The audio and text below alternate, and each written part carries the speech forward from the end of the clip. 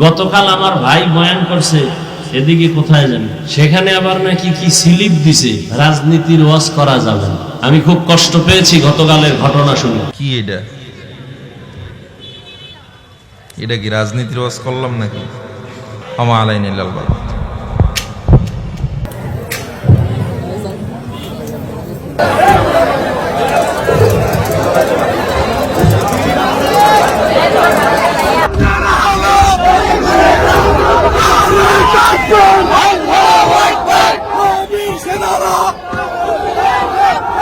চরমনার পীর সাহেব ময়দানে জীবনকে বাজি রেখে উলামায়ে কেরাম মাঠে তো এজন্য নামেনি যে আবার নাস্তিক মাস্তানি করবে।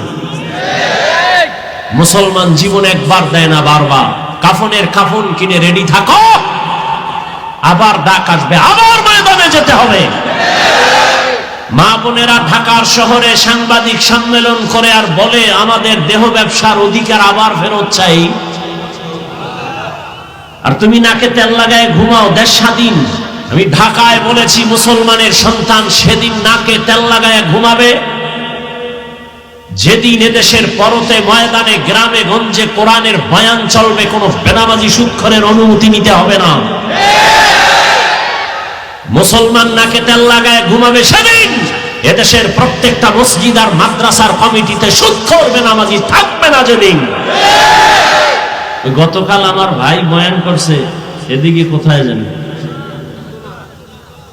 সেখানে আবার নাকি কি স্লিপ দিছে, রাজনীতির ওয়াজ করা যাবে না। আমি খুব কষ্ট পেয়েছি গতকালের ঘটনা শুনে। এটা উচিত হয়নি। আর আপত্তিকর, কোরআন সুন্নাহর বাইরে কিছু বলে নাই আমি যতটুকু জানছি। উলামায়ে কেরাম নিজের স্বার্থের জন্য না, দ্বীনের স্বার্থে, ইসলামের জন্য, কোরআনের জন্য, মানুষকে জাহান্নাম থেকে বাঁচানোর জন্যই তো বলে। সেখানে যদি কেউ বাধা প্রদান করে তার ঈমান দুর্বল। আরে বাধা কেন? ওই যে একটু আগে বলছি শিয়ালের হাতে কি মুরগি। আরে ভাই, এখানে কোরআনের ওয়াজ হবে, উলামায়ে কেরাম বয়ান করবে, কিন্তু উপরে বিশাল বড় নাম লেখা বড় সুৎখোর সভাপতি। কেন? কোরআনের মাহফিলে কোরআন বুঝনেওয়ালার মতো এক ব্যক্তি থাকবে, আলেম সভাপতি।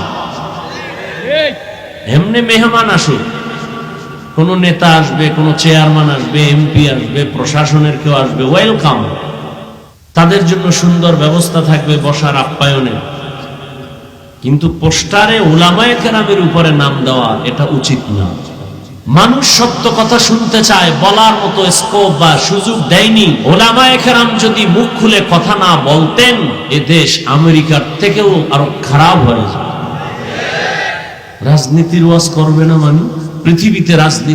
পৃথিবীতে শ্রেষ্ঠ রাজনীতির কিতাবের নাম কোরআন শরীফ। আচ্ছা, যারা বলে রাজনীতি নাই, হ্যাঁ, তোমার পচা ধান্দাবাজি নাই ইসলামে।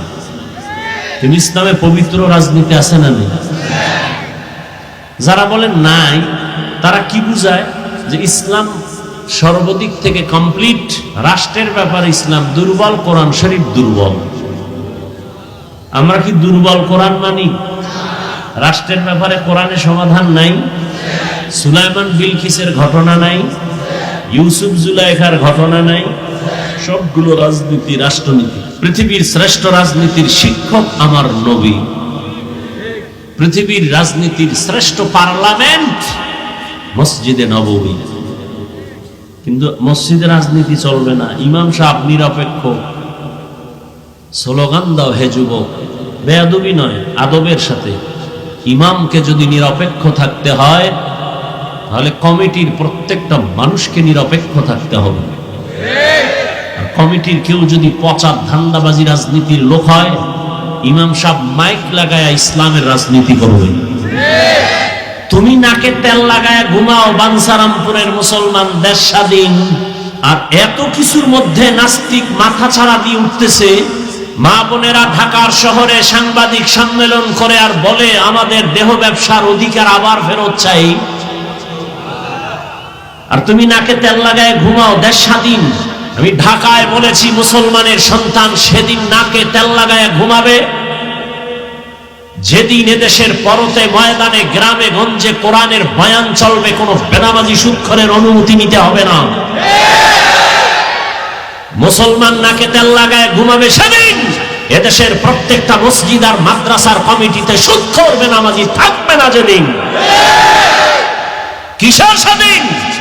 আমরা তো স্বাধীনতার জন্য আমার মুগ্ধ আমার আবু সাইদ জীবন তো এজন্য দেয়নি। চরমনার পীর সাহেব ময়দানে জীবনকে বাজি রেখে উলামায়ে কেরাম মাঠে তো এজন্য নামেনি যে আবার নাস্তিক মাস্তানি করবে। মুসলমান জীবন একবার দেয় না, বারবার।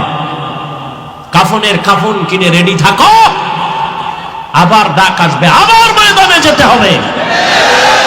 আমরা মানুষের অধিকার চাই, বৈষম্য চাই না। এদেশের মানুষ আজান দিলে ঘুমায়, আজান দিলে ঘুম ভাঙ্গে। আমরা ইসলাম নিয়ে বাঁচতে চাই। হিন্দু তার ধর্ম পালন করবে, ইসলাম বাধা দিবে না। খ্রিস্টান তার ধর্ম পালন করবে, বাধা দিবে না। ইহুদি তার ধর্ম পালন করবে, বাধা দিবে না। কিন্তু ইসলামের উপরে আক্রমণ আসলে ছেড়ে দিবে না। ইসলাম পালন করে জান্নাতে যাওয়ার পথ বড় সহজ। অনেকে মনে মনে ভাবে হুজুর না হইলে বুঝি জান্নাতের পথ খোলা নাই, আলেম না হইলে বুঝি জান্নাতের পথ খোলা নাই। না, আমি এখানে আলেম হইয়া বয়ান করে যে পুরস্কার আল্লাহর থেকে পাবো, আপনারা আলেম হন নাই, আপনারা সহযোগিতা করেছেন, টাকা পয়সা দান করেছেন, আল্লাহ আপনাদেরও সেই পুরস্কার দান করবেন। আপনি ব্যবসা করবেন ইবাদত, চাকরি করবেন ইবাদত, তবে মন গড়া না। দুইটা শর্তের বিনিময়ে জীবনে যা করবেন সব ইবাদত।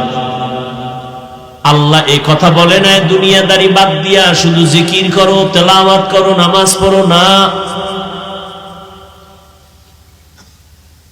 তুমি ব্যবসা করো, চাকরি করো, লেখাপড়া করো, এর মধ্য দিয়া আল্লাহকে ডাকো। এই হলো তোমার জীবনের বড় ইবাদত, বড় পাওয়া। ব্যবসা যদি আল্লাহর নাম ঠিক রেখে ব্যবসা করো, তাহলে তোমার ওই ব্যবসাটাও জান্নাতে যাওয়ার পথেও হয়ে যাবে। আপনি চাকরি করেন, আল্লাহর হুকুম ঠিক মতো মেনে, নবীর আদর্শ মেনে যদি চাকরি করেন, আপনার চাকরিটাও নামাজ পড়েন, জিকির করেন, আল্লাহর মোহাব্বত নিয়ে চলেন, চাকরির মাধ্যমে জান্নাতের দরজা খুলে যাবে। জীবনে যা করবেন সব ইবাদত, তবে আল্লাহর সন্তুষ্টির জন্য হতে হবে রাসূলের আদর্শ অনুযায়ী। আর আমার নবীর আদর্শ কত সুন্দর। আঙ্গুলের নখগুলো কেমনে কাটবা যুবক বাবা, সেখানেও নবীর আদর্শ আছে। জুতা দুইটা পায়ে কেমনে পরবা, সেখানেও নবীর আদর্শ। ও এলাকার মুসলমান যুবক, একজনে যদি দাঁড়ায় বলো হাফিজ ভাই, মদিনার নবীর আদর্শ থেকে আর একজনের কাছে আরো সুন্দর আদর্শ আছে। আমি সবার সামনে আল্লাহর জাতের কসম করে বলি, যদি প্রমাণ করতে পারো আমি নবীরটা বাদ দিয়া তারটা গ্রহণ করব, পারবা? কেউ যদি দাঁড়ায় বলো মদিনার নবীর আদর্শ থেকে শেখ মুজিবুর রহমান সাহেবের আদর্শ অনেক সুন্দর, আমি নবীরটা বাদ দিয়া শেখ সাহেবেরটা নিব। কেউ যদি বলতে পারো নবীর আদর্শ বাদ দিয়া জিয়াউর রহমান সাহেবের আদর্শ অনেক সুন্দর, আমি নবীরটা বাদ দিয়া তারটা নিব, কিন্তু পারবা? শুধু কি তাই? জমিনের মধ্যে গণতন্ত্রের বাজারজাত করেছে আব্রাহাম লিঙ্কন, আরো কত কত আদর্শ, মাও সেতুনের আদর্শ, লেনিনের আদর্শ, কার্ল মার্ক্সের আদর্শ।